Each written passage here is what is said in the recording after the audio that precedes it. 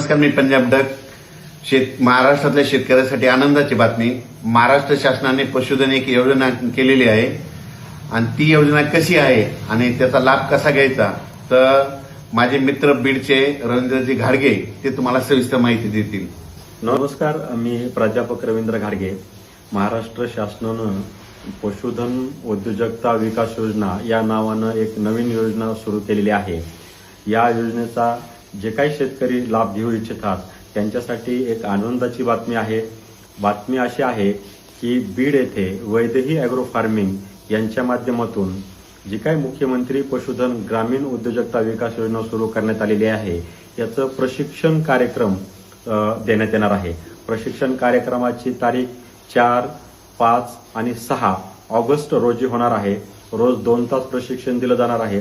प्रशिक्षणामध्ये फाईल कशी करायची, योजनेची लाभ योजना